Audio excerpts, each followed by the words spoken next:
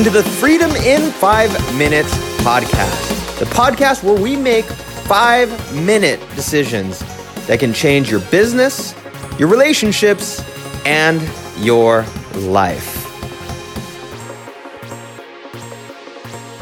Hey, what is up? It is Dean Soto here with you again for another Freedom in 5 Minutes episode. Today's topic is this. Oh, well, you forgot? Still get to it. That and more coming up. All right, cool. Well, welcome. If you haven't checked out freedomin5minutes.com, go check that out first. You can also check out prosulum.com. I am the founder of both, and so is my wife. Whether she's on this podcast or not, she is one of the founders of pretty much everything that I've done of significance in the past 12, 13 years. Anyway, her name's Ramirez, by the way, if you did not know that. All right, so I am on my way back to, actually, I don't think I even told you guys, but it's part of this story. So, I'm going to start this from the very beginning. All right. So, first and foremost, yesterday I was making my way down. I'm in San Diego right now. I was making my way down to San Diego for WarriorCon 3. WarriorCon 3 is a conference for those who are part of Wake Up Warrior or the Warrior Brotherhood. You can find out more about that if you search Wake Up Warrior on Google. Anyway, all that being said, I had my Airbnb all set up. I had everything ready to go. All was freaking on fire. Everything was great. And what happened? Well, in my mind, I was thinking, cool, on Friday, I will get to my WarriorCon. Everything will be great. And I'm going to have just a fantastic time. Sorry, I'm all over the place. There's so many distractions here in downtown San Diego. So anyway, hop in the car yesterday, Friday, hop in the car, drive down. I have 3 of my little ones in the back seat because they're going to go visit the in-laws. And as I'm driving down, I dropped them off. And as I'm driving down to San Diego, I realize that there was a reason why I got an Airbnb for December 6th and why I was traveling down to San Diego on the 7th, I did not know. The reason why I got it on the 6th is because the conference actually started on the 7th. And I don't know why I had it in my head that it started in the evening on Friday, when in fact it started in the evening on Thursday. So I completely 100% forgot. Now, in these situations, which there are many because I am extremely forgetful, it's just the way that I am. I have to set systems up in place that help me to not be forgetful. But because I am extremely forgetful, a huge part of me wanted to just not go to the conference. How embarrassing, especially a conference like this where people will call you out very quickly, especially if you try to lie or anything like that. Anyway, so I'm debating. It's Friday night. I'm debating and I'm thinking, I'm not even sure if I want to go to this thing, if I want to if I want to bear with any embarrassment and so on. But what am I going to do? I mean, I could just go back to the in-laws, spend time with the kids, use that as an excuse to save myself from embarrassment. Or I can just eat it and keep going. Hey. So what did I choose? I chose, actually, it's just funny because you would probably think that this is for most people, this would not be the more uncomfortable way, but I chose to actually stay. I chose to stay and just face whatever potential embarrassment in my mind that I thought that I was going to receive, right? Oh, okay. Well, the morning of, I wake up really early just so I can get there in time to maybe check in or register late. And I kind of woke up a little too early, but I was waiting around. People started showing up, and a very serious guy basically said, you're late. You had to check in today. Okay, yeah, we'll get to you. And I didn't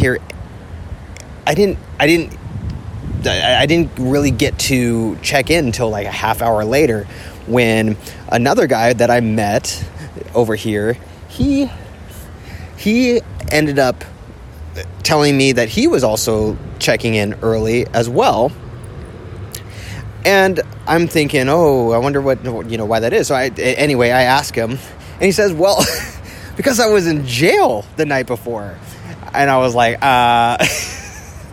okay, at least he has a good excuse. He has a good, better excuse than, I totally forgot the day. But he went on to say why he was in jail, and it was because he was speeding really, really fast, and the cop just was not going to be cool about it. He actually put him into jail for criminal speeding. But all that being said, the worst that happened was that one of the guys who runs Wake Up Warrior checked me in, and he said, Dean Soto, hey, how's it going, man? It's finally good to meet you. And got my badge, got all my stuff, and got put into... I went to my seat, sat down, and none was the wiser. Here I am thinking that I'm going to be totally 100% embarrassed by these people. They're going to put me up on stage. They're going to embarrass the crap out of me. I'm thinking the absolute worst. When in fact, nothing of the sort happened.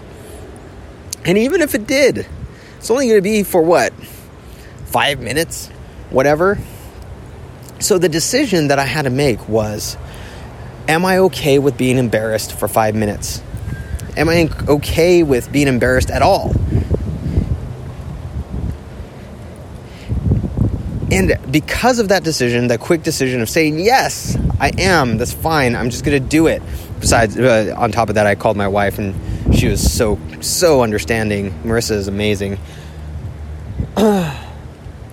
I get in, none of the embarrassment happens. I'm having a blast. And then one of the things that was taught during this thing is, one of the things they taught was making fast decisions. The other thing was being okay with who you are. This is a decision that I made based off of this conference, is that I am naturally forgetful. I am. It's just the way that I am. And I constantly feel like I'm a loser, or I feel like there's something wrong with me. I feel like I tend to look at all these other people who could be organized and come at the right time and all this other stuff, and it's just not me. It honestly is not.